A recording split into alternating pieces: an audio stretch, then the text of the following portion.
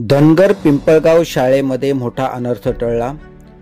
जालना जिल्ह्यातील अंबड तालुक्यातील धनगर पिंपळगाव या ठिकाणी जिल्हा परिषद प्राथमिक शाळा धनगर पिंपळगाव या शाळेच्या आवारामध्ये 100 वर्षांहून अधिक वयाचे जुने 3 चिंचेचे झाड आहे।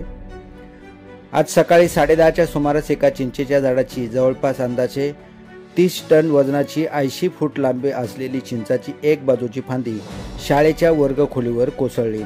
त्यामध्ये वर्गखोलीची वरती असलेले पत्रे हे सर्व खोलीमध्ये आत आले होते। रविवार असल्यामुळे शाळेमध्ये कोणी विद्यार्थी नव्हते म्हणून कुठलीही जीवितहानी झाली नाही। या शाळेचे गेट बंद असल्यामुळे या ठिकाणी सावलीमध्ये बसण्याकरता कोणी गेले नाही। सुमारे या शाळेमध्ये 200 विद्यार्थी आहेत। उन्हाळ्याचे दिवस असल्या कारणाने सर्व विद्यार्थी या चिंचेच्या झाडाखालीच खेळत असतात।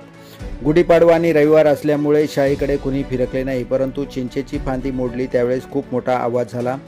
बाजूला उभे असलेले ग्रामस्थ धावत शाळेमध्ये गेले असता त्यांना त्या ठिकाणी खूप मोठी चिंचेची फांदी मोडलेली दिसली।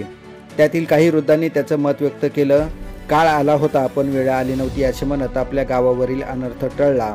आज जर शाळेला सुट्टी नसती तर खूप मोठी जीवितहानी झाली असती असे मत गावातील ग्रामस्थांनी व्यक्त केले। या संपूर्ण बातमीचा आढावा घेतलाय आमचे जालना जिल्हा संपादक भगीरथ कचरे पाटील यांनी।